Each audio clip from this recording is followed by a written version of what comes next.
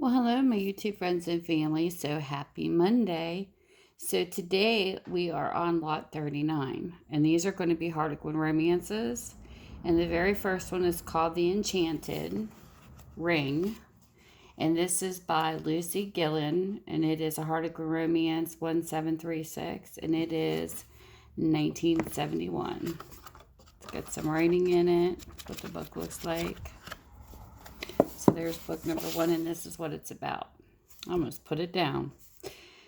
Rowan was loving every minute of her job in Ireland as companion to dear Mrs. Laura O'Neill, every minute, that is, that she is not in the company of Michael Durand, the local lord of the manor, who was far too fond of exercising his feudal rights.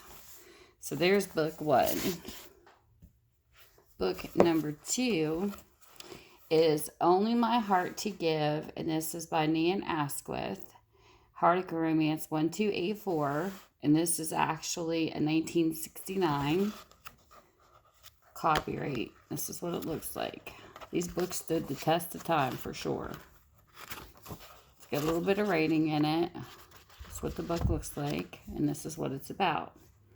Liz deeply loved her work as a vet, and she found it galling to have the most interesting jobs taken away from her by a newcomer to the firm on the grounds that they were unsuitable for women. All the more trying as she badly needed an absorbing occupation to take her mind off a love affair that wasn't going too well. For her rival was rich, and Liz had only her heart to give. Book number 3. Wife to Charles by Sophie Weston. This is a Harlequin Romance 2129. It is a 1977 copyright. That's what the book looks like. And this is what it's about. I don't think arranged marriages are such a bad idea, Becky said, just to be contrary and to shock her audience. Marriage is simply a job like any other, she added rashly. Charles Mallory, her arch enemy, promptly offered her a job as his wife, but Becky called his bluff and had the last word. Soon she found she'd started a chain of events that quickly got out of control. Book number 4. This one here is called Choose What You Will by Mary Burchell. It is Harlequin Romance 51029, and it is a 1966 copyright. It's got some writing in. It's what it looks like. And this is what it's about. When Harriet Denby became companion to old Mrs. Mayhew, she expected a quiet, busy country life with a few excitements. Instead, she became involved in a dramatic family tangle. At first, she tried to remain an onlooker, but soon she realized that her whole happiness had become bound up with the Mayhew family, whether things worked out for her or not. Book number 5. Return to Tuckarimba by Amanda Doyle. This is a Harlequin Romance 1960. It is in 1975.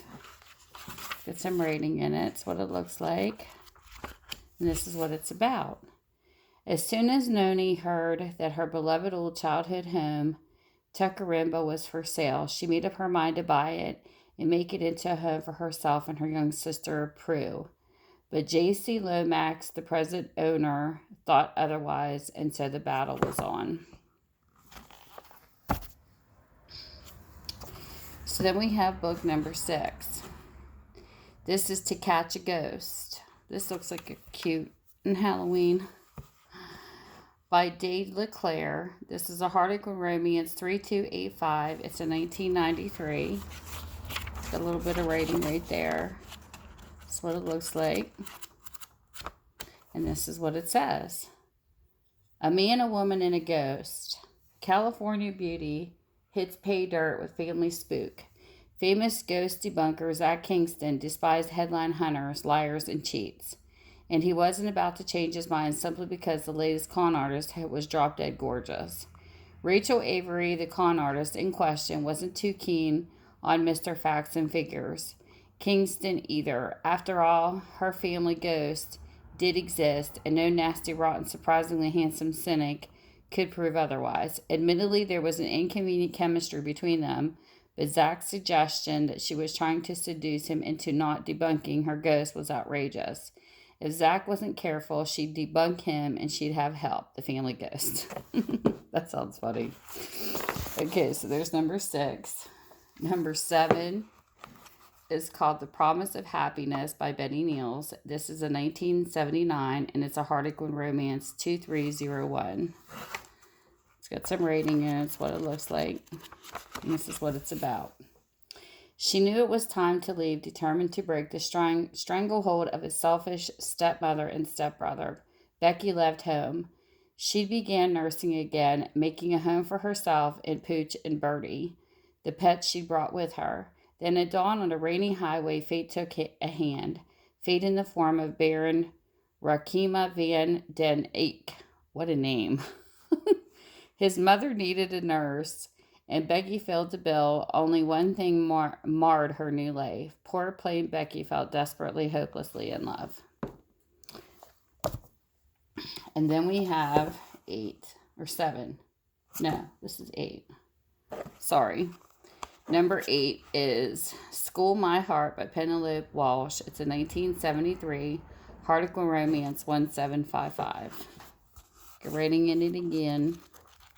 That's what it looks like, and this is what it's about. Sybil wasn't very happy about the way her boyfriend Adrian was taking her for granted, so she went off for a week on her own to a summer school for artists, where she met Martin and Johnny.